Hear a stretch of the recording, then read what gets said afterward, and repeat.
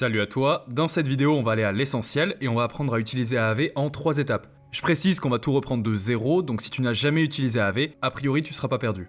Aave c'est un protocole qui te permet de prêter et d'emprunter des crypto-monnaies, et c'est l'un des projets DeFi avec le plus de sécurité et le plus d'utilisateurs. Donc si tu veux générer des intérêts sur tes crypto-monnaies ou réaliser des stratégies DeFi complexes, c'est un incontournable.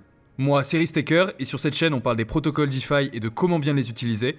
Alors n'hésite pas à t'abonner et à liker cette vidéo, et on passe directement au cœur du sujet. La première étape, ça va être de venir prêter des crypto-monnaies à d'autres utilisateurs sur Aave, afin de générer un rendement passif. Pour ça, on va aller sur aave.com, on va cliquer sur Launch App ici. Alors là, comme tu peux le voir, je suis sur le marché de Scroll. Alors évidemment, on a d'autres marchés disponibles, donc Ethereum, Base, Arbitrum, etc. C'est important de préciser que tous ces marchés sont indépendants. Donc si tu fais une action sur Scroll par exemple, tu n'auras aucune conséquence sur Ethereum ou sur Base. Ça changera avec la prochaine version d'Aave, mais on a encore un peu de temps. Aussi, il n'y a quasiment aucune différence entre les marchés, à part certains paramètres qui vont varier.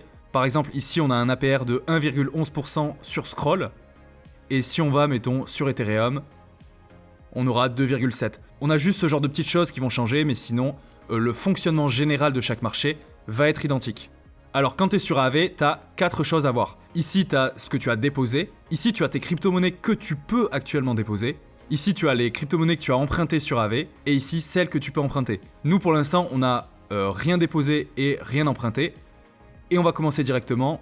On va venir déposer, mettons, 0,98 Ether sur Aave. Et une fois que tu as déposé, tu peux voir que dans Your Supplies, tu as effectivement marqué la quantité de crypto-monnaies que tu as déposées. Alors là, qu'est-ce qu'on vient de faire? On vient de prêter nos crypto-monnaies aux autres utilisateurs d'Aave, et on peut voir qu'on va dès à présent commencer à toucher des intérêts. Ces rendements sont très faibles, mais on va quand même faire un petit calcul. Alors ici, je me suis fait un petit Excel qui va nous servir tout au long de la vidéo pour calculer notre rendement et notre risque. Si tu veux cet Excel, tu peux le retrouver, je te mettrai le lien dans le commentaire épinglé. Nous, pour le moment, on va uniquement s'attarder sur la première partie, à savoir prêter ses cryptos pour obtenir un rendement.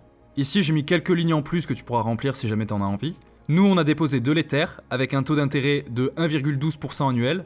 On a déposé environ 2940 $, ce qui fait un gain par an de 32 $, et donc un gain par jour de 10 centimes. Bon, alors dit comme ça, on pourrait croire qu'Aave n'a aucun intérêt puisqu'on gagne seulement 10 centimes par jour sur un dépôt initial de quasiment 3000 $. Mais on va creuser un petit peu plus loin et on va aller emprunter des crypto-monnaies. La stratégie la plus simple à mettre en place sur Aave, c'est de déposer de l'Ether et de venir emprunter des stablecoins que tu pourras ensuite utiliser pour faire d'autres choses qu'on verra un petit peu plus tard. Actuellement, pour emprunter sur Aave, tu es obligé de faire un dépôt qui sera plus important en valeur. Pour bien comprendre le fonctionnement d'Aave, on peut le voir un petit peu comme un prêt hypothécaire. Donc ici, tu vas avoir le client, donc toi ou moi. Ici, la banque. À l'origine, le client va détenir un bien immobilier, donc là j'ai mis une valeur de 100 000 $, bon peu importe. Ce qui va se passer, c'est que le client va venir déposer en collatéral auprès de la banque son bien immobilier et va venir emprunter une valeur en dollars qui sera significativement plus faible, tout en gardant, donc là c'est une carte hypothèque comme sur le Monopoly, tout en gardant donc la propriété en réalité de son bien immobilier, tant que le prêt est considéré comme suffisamment collatéralisé, c'est-à-dire que tant que la valeur ici du bien immobilier est très supérieure à la valeur de ce qu'il a emprunté. Quand l'utilisateur veut venir récupérer son bien immobilier, ce qu'il va faire, c'est qu'il va rembourser son prêt, alors ça peut être des échéances mensuelles ou autres, et la banque va lui rendre son bien immobilier. Le fonctionnement d'Aave, c'est un petit peu la même chose. L'utilisateur va venir prêter sur Aave une grande quantité d'Ether, donc une grande valeur, et il va pouvoir emprunter une valeur beaucoup plus faible en stablecoin généralement. Tout à l'heure, pour le prêt immobilier, on avait pris une reconnaissance de dette qui était une carte du Monopoly, donc la carte hypothèque. Là, dans le cas d'Aave, on a quelque chose de similaire, c'est un jeton qui s'appelle le Aether. En réalité, t'as pas besoin de retenir ça, c'est purement technique. Ce qui est intéressant sur Aave, c'est que le remboursement de la somme qui a été empruntée est entièrement à la volonté de l'utilisateur. Donc il peut tout rembourser d'un seul coup, il peut venir rembourser petit à petit, c'est vraiment comme il a envie. Et donc admettons que tu souhaites terminer ton prêt, tu vas venir rembourser à Aave la somme que tu avais empruntée, alors plus des intérêts ici. Tu vas pouvoir récupérer tes Ethers que tu avais prêtés plus des intérêts. Et donc on va enlever la preuve de dépôt. Et donc voilà, ça c'est le fonctionnement général d'un prêt-emprunt sur Aave. Donc là nous on a juste fait le dépôt en Ether, et maintenant on va venir ici, USDC, et on va venir emprunter notre USDC. Alors attention, ici il me dit que je peux emprunter 2170 stablecoins. En réalité on va emprunter beaucoup moins, et pour ça on va revenir sur la feuille de calcul. Donc nous on est toujours dans dépôt Ether, emprunt de stablecoin. La crypto qu'on va déposer ça va être de l'Ether, là on a déposé 0,98. Ici, on a deux paramètres qui sont très importants. Ce qu'on appelle la LTV qui vaut 75% pour l'exemple que je viens de prendre, donc de l'Ether sur Scroll, et le seuil de liquidation qui vaut 78%. Alors, ces chiffres-là vont changer à chaque fois que tu vas changer de chaîne, donc par exemple Scroll, Arbitrum, Optimism, ou à chaque fois que tu vas changer de crypto-monnaie que tu déposes. Par exemple, toi, si tu déposes de l'USDC sur Arbitrum, tu n'auras pas du tout les mêmes coefficients. Et alors, qu'est-ce que ça veut dire ces coefficients ? Eh bien, la LTV, ça va être la valeur maximale que tu vas pouvoir emprunter par rapport à ce que tu as déposé. Donc nous, là, on a déposé 0,98 Ether avec un prix actuel de quasiment 3000 $. Et donc cette valeur de la LTV signifie qu'on va pouvoir emprunter au maximum une valeur qui correspond à 75% de la valeur de ce qu'on vient de déposer.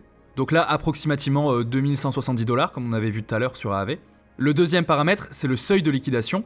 Donc la liquidation, c'est le moment où AAV va considérer que tu n'as plus assez de collatéral et donc ça devient trop risqué pour lui et il va décider de vendre ta position automatiquement. En réalité, il fait appel à des liquidateurs, mais bon, peu importe. Et donc là, on remarque que les chiffres sont très proches. Donc si tu empruntes 75% et que le marché bouge un petit peu et que tu te retrouves à 78%, bah tu vas être liquidé. Donc nous, au lieu d'emprunter aussi haut, on va emprunter seulement 50% de ces 75%. Donc ça fait grosso modo un tiers de la somme de départ. Donc on va se retrouver avec une dette qui vaudra 1100 USDC. Et on peut calculer en faisant un petit ratio le prix de liquidation. Avec cette position-là, avec ces chiffres-là, avec ce prix-là, ma position d'emprunt sera liquidée si l'Ether descend en dessous des 1435 $. Une autre manière de l'exprimer, c'est ce qu'on appelle le Health Factor. Et c'est ce qu'utilise AAV dans son interface parce qu'il ne met pas de prix de liquidation. Lui, il affiche uniquement un facteur de santé. En réalité, ça veut dire exactement la même chose, c'est juste que c'est présenté différemment. Et donc dans cet exemple précis, ça veut dire qu'on a 2 fois plus de collatéral en Ether que de dette en USDC. Donc notre position est en très bonne santé, et alors attention, tu es liquidé si ce facteur de santé est inférieur à 1. Maintenant qu'on sait qu'on va emprunter 1100 USDC, on peut revenir sur AAV.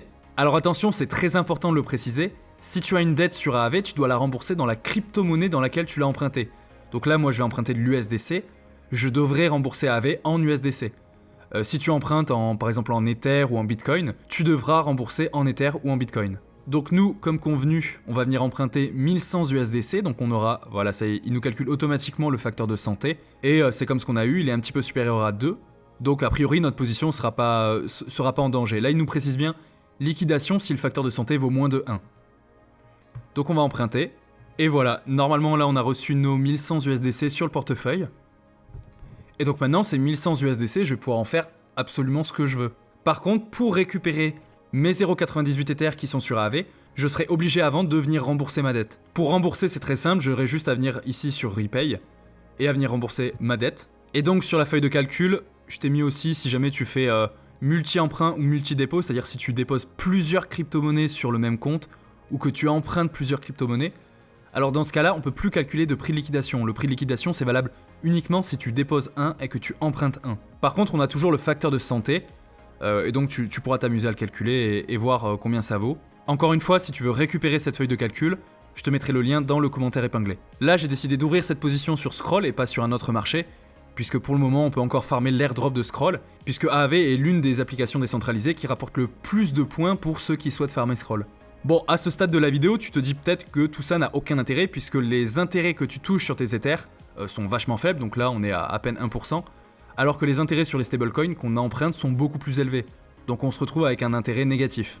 Évidemment, personne n'a envie de payer 1% par an pour rien, donc en réalité, AAV nous permet de construire des stratégies financières assez intéressantes, puisque dans l'absolu, c'est juste un système très sécurisé d'hypothèque pour tes crypto-monnaies. Par exemple, tu vas pouvoir mettre du levier sur l'Ether, donc tu vas venir déposer de l'Ether, emprunter des stablecoins que tu vas échanger contre de l'Ether, que tu vas venir reposer ici, et tu vas faire une boucle comme ça, et tu te retrouves dans une situation où tu as beaucoup plus d'Ether qu'avant, donc si le prix de l'Ether monte, tu es gagnant et tu pourras rembourser ta dette tout en gardant les bénéfices. Ça, c'est une stratégie très simple, mais on va pouvoir aussi créer des boucles de rendement, on va pouvoir aller farmer des protocoles DeFi, acheter des altcoins ou chasser des airdrops.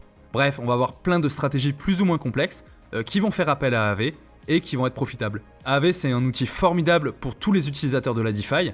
Si tu veux voir comment on construit et on met en place une stratégie DeFi qui utilise AAV, je t'invite à aller voir cette vidéo dans laquelle on s'attaque à l'airdrop de Scroll. Et la première étape de cette stratégie, c'est justement qu'on dépose sur AAV. Ça nous permet de générer beaucoup de points, donc de bien farmer Scroll, tout en augmentant notre exposition au cours de l'Ether. Donc voilà, j'espère que la vidéo t'a plu, et si c'est le cas, je t'invite à t'abonner et à mettre un like. Si tu veux récupérer la feuille de calcul, encore une fois, elle est dans le commentaire épinglé de cette vidéo. Et comme d'habitude, je te dis à très bientôt dans la DeFi. Salut!